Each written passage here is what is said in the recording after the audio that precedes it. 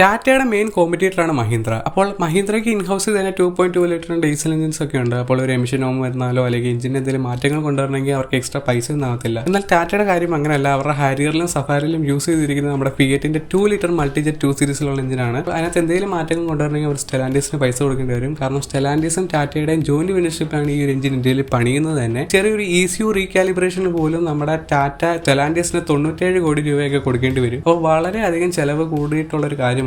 ടാറ്റ അപ്പോൾ ഈ ഒരു പരിപാടി ചെയ്തു. അവർ സ്റ്റെലാൻഡിസിൽ നിന്നും ഈ ഒരു എഞ്ചിന്റെ ലൈസൻസ് അവർ അക്വയർ ചെയ്തു. അതുകൊണ്ട് തന്നെ ഇപ്പോൾ അവർക്ക് ഡെവലപ്മെന്റൽ ചേഞ്ചസോ ECU റീകാലിബ്രേഷനോ അല്ലെങ്കിൽ എന്ത് ട്യൂണിംഗ് വേണമെങ്കിലും ഈ ഒരു എഞ്ചിനകത്ത് ചെയ്യാം. പൈസ സ്റ്റെലാൻഡിസിന് കൊടുക്കേണ്ട ആവശ്യമില്ല. അപ്പോൾ ഇതുകൊണ്ട് തന്നെ ഇവർക്ക് ഒരുപാട് രൂപയുടെ ലാഭമാണ് ഉണ്ടായത്. കാരണം പുതിയൊരു എഞ്ചിൻ ഉണ്ടാക്കുന്നതിന്റെ ഇൻവെസ്റ്റ്മെന്റിൽ ഇടേണ്ട ആവശ്യമില്ല. ഡീസൽ എഞ്ചിൻ ഇനി എന്തെങ്കിലും മാറ്റങ്ങളോ ECU ട്യൂണിങ്ങോ അല്ലെങ്കിൽ എഞ്ചിൻ ട്യൂണിങ്ങോ എഞ്ചിന്റെ എന്തെങ്കിലും മാറ്റങ്ങൾ കൊണ്ടുവരണമെങ്കിലോ സ്റ്റെലാൻഡിസിന് പൈസ കൊടുക്കേണ്ട ആവശ്യമില്ല. നിങ്ങളുടെ അഭിപ്രായം ഒന്ന് കമന്റ് ചെയ്യുക. നമുക്ക് അടുത്ത വീഡിയോയിൽ കാണാം.